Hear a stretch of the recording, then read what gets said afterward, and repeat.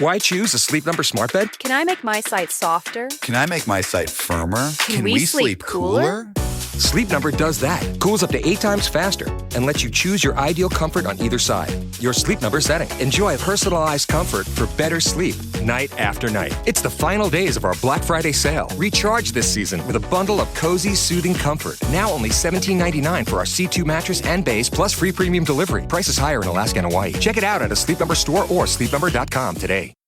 We all know those GLP-1 injections work wonders, but that price tag almost gave me a heart attack when my insurance denied coverage. I was staring at a choice between paying my mortgage or paying for weight loss. Talk about a rock and a hard place. Then I found Elevate Health compounded semaglutide at just $58 with payment plans that don't require a second mortgage. Same medication, same results, but a price that real folks can actually afford. Visit joinelevate.com today. That's JOINELEVATE.com. Your wallet will be as happy as your waistline. This medication is not FDA approved.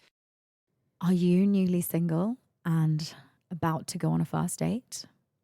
Or have you never been on a first date and you're nervous about going on a first date? Well, I may have some psychology tricks for you because I have a special guest today. Francesca is on the pod today.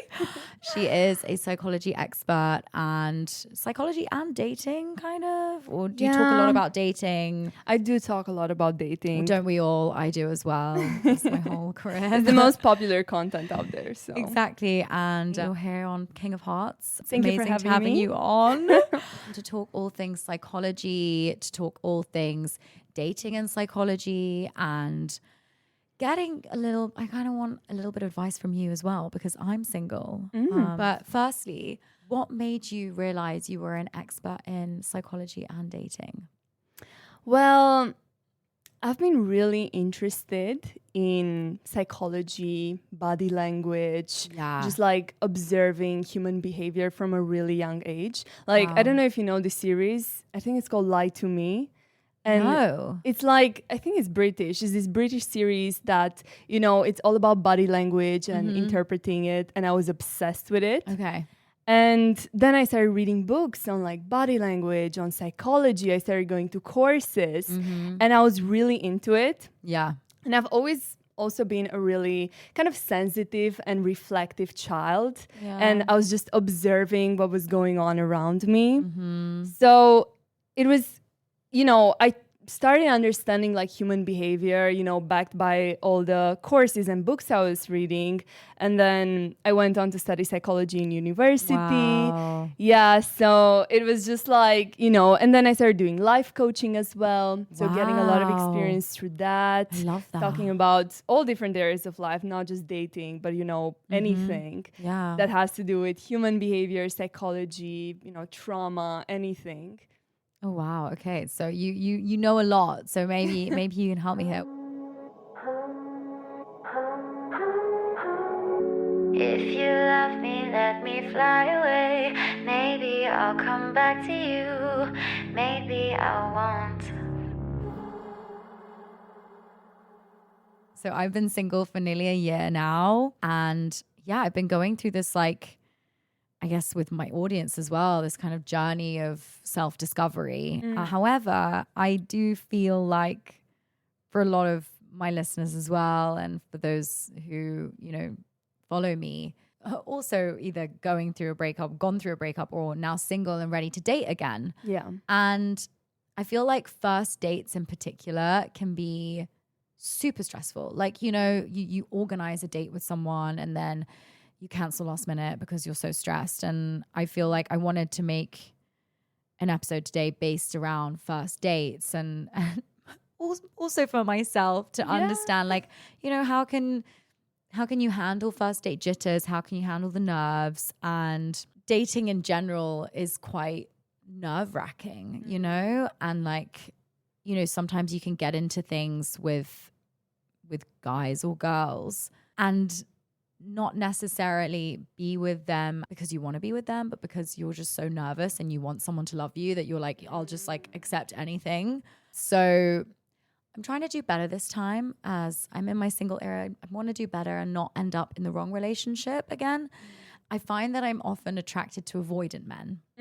Very common. Yes. So through psychology and like your expertise, how can you train yourself, or I guess identify how to stop being attracted to an avoidant person or emotionally unavailable person and start attracting or liking the more available man? Yeah.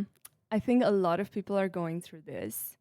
And the most important question you need to ask yourself is, what is making me attracted to this emotionally unavailable person?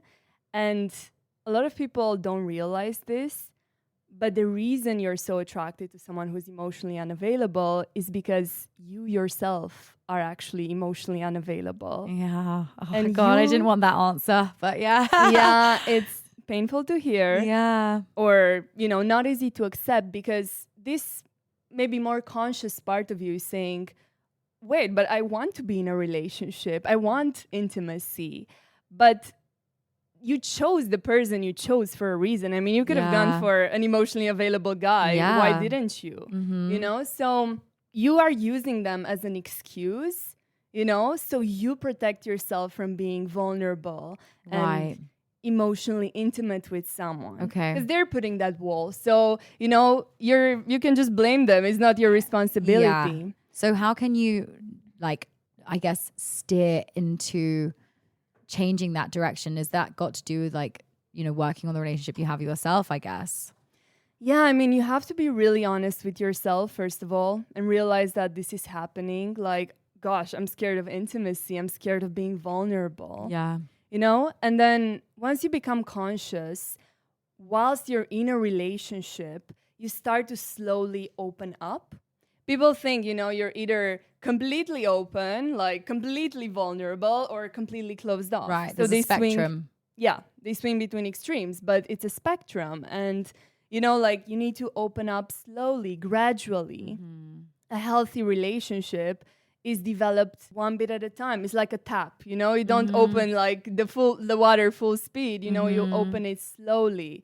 A few drops of vulnerability are dropping, and then you open it more and more. Yeah. And that's really interesting you say that, because when you're actually at the beginning of a relationship or a situationship with someone that's avoidantly attached, sometimes it can feel like the tap is completely open. Like, as in, like, you get really intimate very soon. But then, is that really intimacy? Because after, maybe 2-3 weeks, then it's like, okay, no, I actually don't want that. That's what happens when one person is extreme. They swing between extremes. Okay. You're either the love of my life, and I'm super open and super, intimate with you, and everything's going perfect. Next day, I'm like closed off. Yeah. So cold. Can avoidant people be like that as well? Yeah, exactly. I mean, everyone needs emotional intimacy. It's a human need. They're just so scared of it that the moment they get it, they just back off and they shut down. Or they can take like a little bit of it, but then when they realize that they're actually getting a bit deeper than that initial, it's like, oh, actually, I don't want that. I've definitely fallen into that before, where I've gotten to know someone too quickly and opened myself up too quickly, and then realized, actually, this isn't what I want.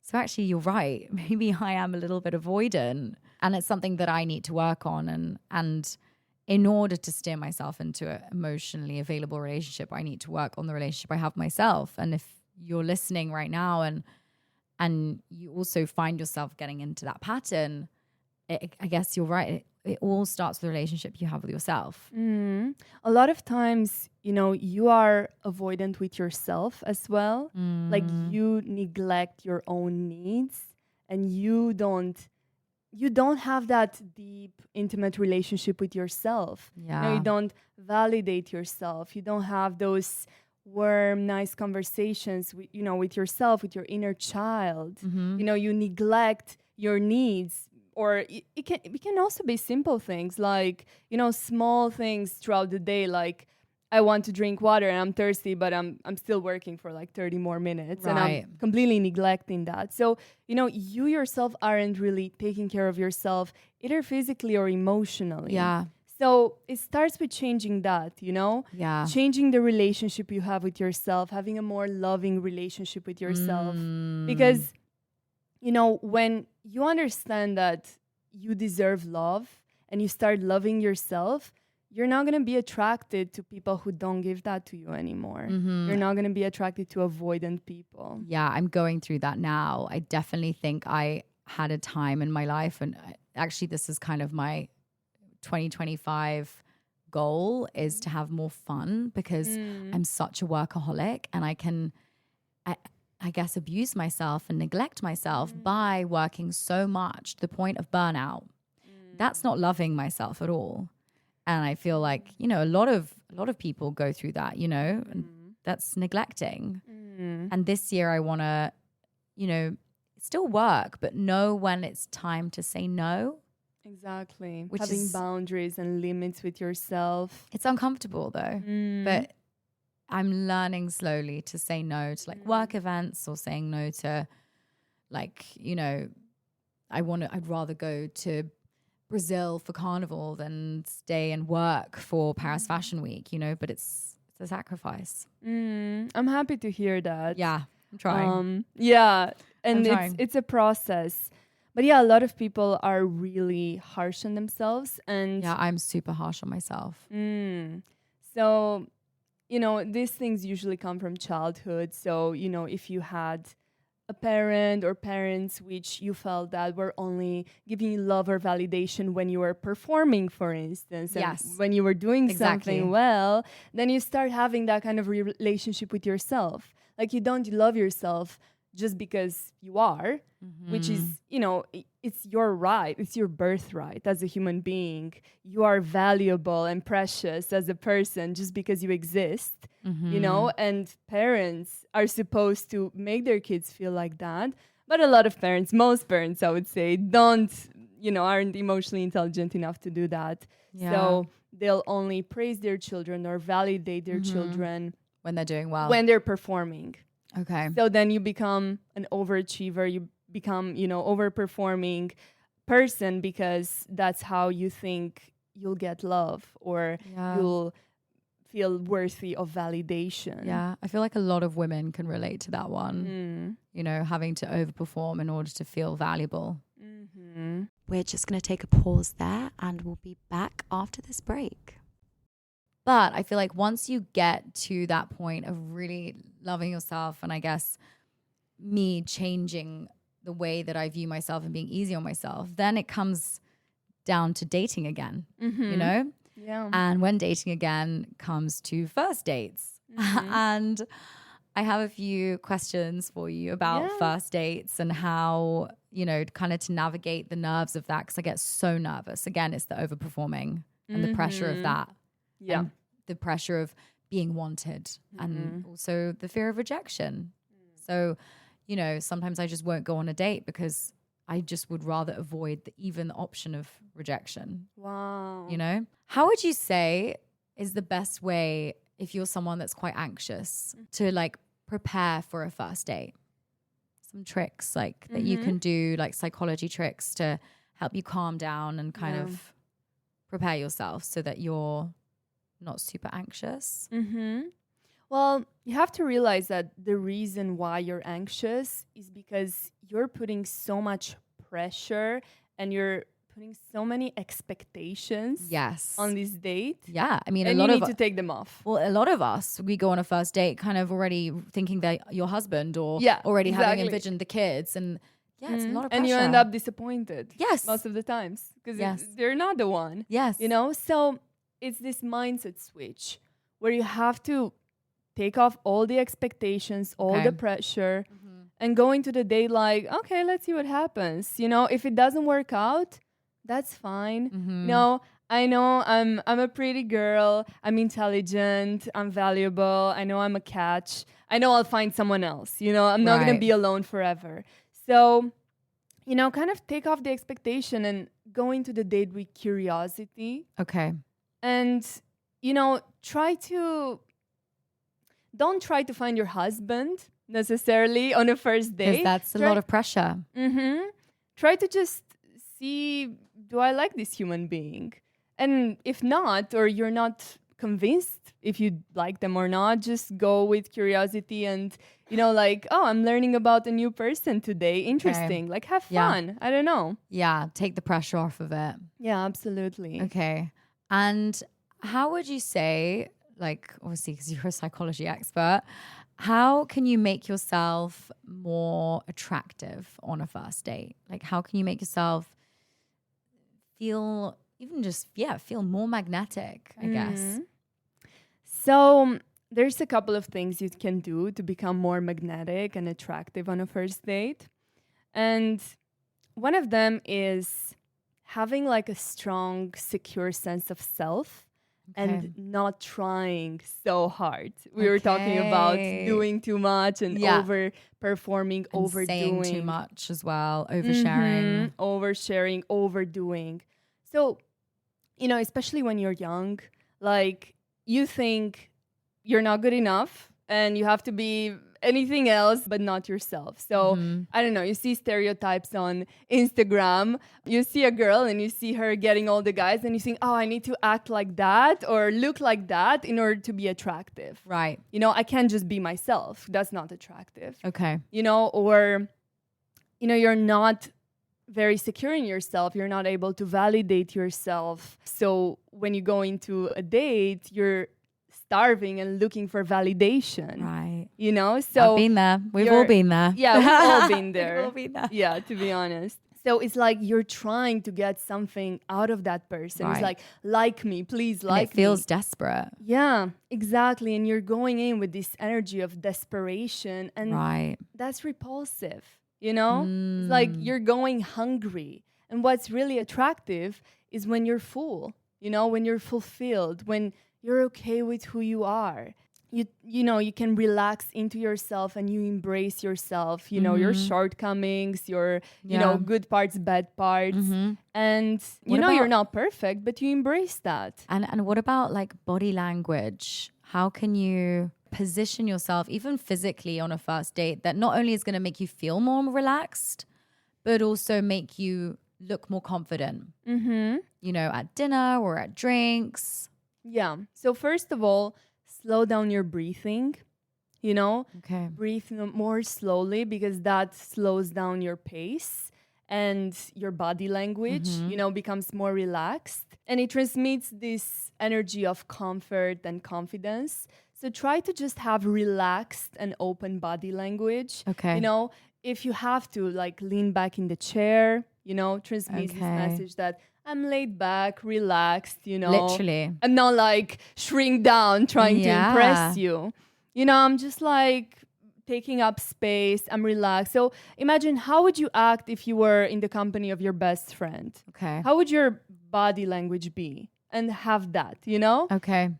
People are really attracted to those who are comfortable, who are relaxed, that are friendly and open and charming and charismatic, but I'm not trying to get anything out of you, Okay. I'm just being myself and I can want you, I can desire you, but I don't need you. Okay. And I know I don't need you. You're like a and cat. Like a cat. A cat doesn't need anyone but itself. You're very, very... Yeah. And we all respect cats because they just, they live their life.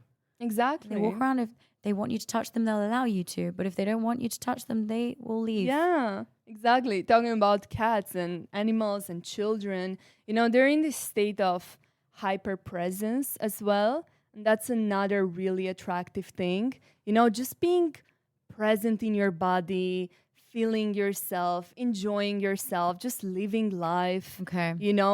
But how can you tell someone that's anxious to just be present on a date? Because it's like, it's hard because you want to be present, but you have all these thoughts going around in your head of like, do I have food in my teeth? How is my hair looking? Oh my God, how is my outfit?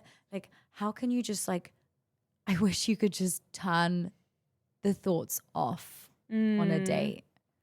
But I guess it's practice, I guess, Yeah, it's practice and it's telling yourself it's okay not to be perfect. It's okay true. not to look perfect. That's true. I can have something in my teeth and still be charming as fuck. Like, I Yes. don't need to be perfect. I don't True. need to, I don't know, Yeah. look like put together, like perfectly good. You know, it's okay. Like, we like people that are imperfect. Yeah. Because we are not perfect and we know that. No one is. So someone who looks like they're perfect or pretends that they're perfect, we know that they're putting on an act. So Okay. someone who's relaxed and comfortable with, you know, their shortcomings or whatever awkward parts, insecurities, those people are attractive because they Right. own themselves. Wow. That's really interesting. I need to go on some more first dates, I feel like. Yeah, honestly, it's also practice. Because the more you practice just relaxing and just kind of trying to enjoy yourself, not getting anything out of the date, you know, and you do that over and over again, at some point, you know, I went through the same thing. You know, before I met my current partner, I was dating for, I don't know, like a year or more Really? than that. Like Yeah. lots of first dates. Loads of first dates, second dates, third And dates. it gets whatever. better with time? Yeah, absolutely. Okay. You know, at first, I was exactly like that. I was anxious. I was like, you know, I need to act a certain way. I need to speak a certain way. Yeah. And that's how I'm going to be attractive. And then, you know, towards the end of dating, and then I found my boyfriend, you know, I really just relaxed. Yeah. And I was like, how did you do let that? me just have fun. Well, it came from practice. And it also came from, you know, developing this kind of confidence in myself that I am good enough, like the way I am. And the most attractive thing is just being authentic and owning myself as I am, having Right. a strong, you know, center of gravity. And something else I did was I started making my life more fulfilling, because what a lot of people do is they get all their validation from dates or from another person, a partner, a situationship.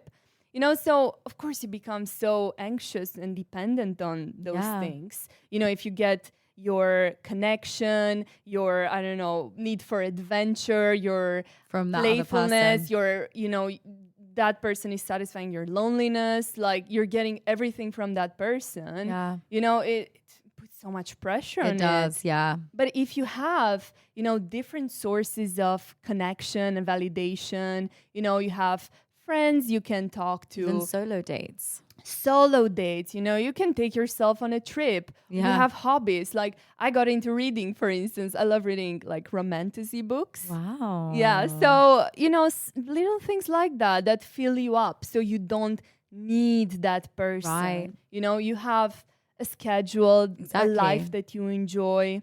And that energy, it really transpires and people can feel that, you know? 100%. People can feel desperate energy and they can feel energy that's confident as well. Exactly. People always want the confident energy. And desperation makes you feel like, oh, there must be something wrong with this person. Like, why are they trying so hard to convince me to like them? You know, oh, there's something wrong with them. So it repulses you. But when you know what you have to offer and you're confident in yourself, people are like, oh yeah, I want to be around them. You know, that's attractive. And I think that the main point really from what I've taken from this whole thing is stop putting the pressure. Yeah. I think pressure also, you know, things explode under pressure. You know, it's not healthy putting so much pressure on things that haven't even happened yet. So like for anyone who's going on a first date right now, like to try and remove that and stop putting those ideas in your head of like, this person's going to be like this or like that. And just again, being super present and like, okay, well, I'm just going to enjoy it for what it is. And if it turns into something great, if it doesn't, also great. Yeah, exactly. You know? But yeah, it's a whole crazy world out there dating. And I think if you take away the pressure, as you said, it can actually be fun. You know, I have some friends who are like, I love going on dates. And I'm like, what? You love going on dates? They're like, yeah, it's so fun. You get to meet new people all the time. I was like, you experience new things, places. yeah, but I was like, how can you enjoy going on dates? And they're like, because not that big of a deal. Yeah. I It mean, isn't. if you were going out with, like, let's say a new friend, right? You'd be enjoying it. But Yeah. because you have all these expectations, you know, maybe see it as maybe nothing is going to come out of it, and that's okay. Like, go with the mindset, like, probably nothing's going to come out of it. I mean, the chances are it's not. Well, yeah. Anyways. Yeah.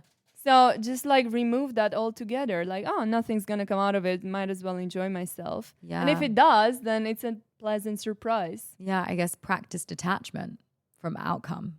Yeah, exactly. Okay, well, that was really insightful. I actually haven't been on a first date, like an actual, like, not knowing the person and then going on a date since me and my ex broke up.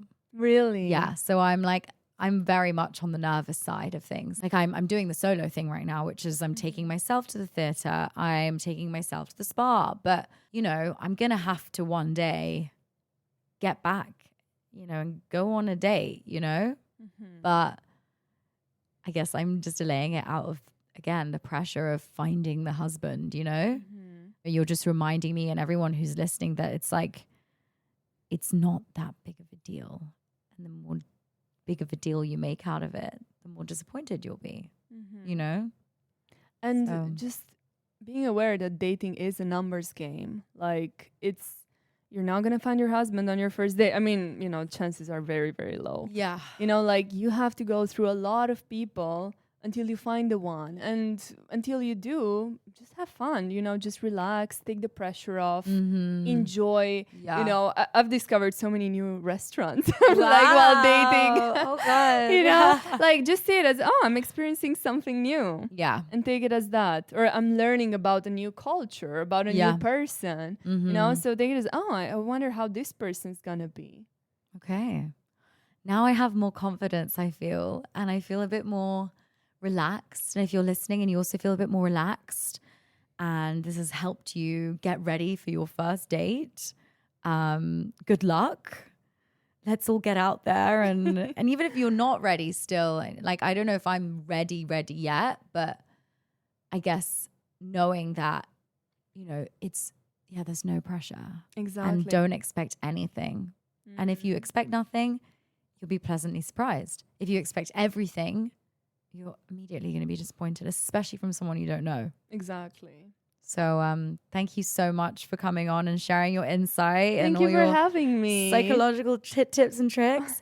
If you want to, what's your Instagram at again for everyone to follow? It's Francesca Psychology.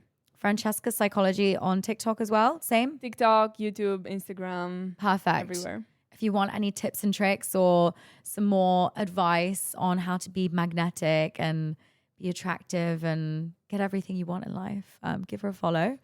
And if you like this episode, please share it with your friends, anyone who's going on a first date or is getting back into the dating scene and doesn't really know how or is a bit nervous. Hopefully this will make you a little bit more relaxed and confident in your worth and who you are. So yeah, I'll see you next week for another episode. Bye, guys. Bye. Maybe I won't.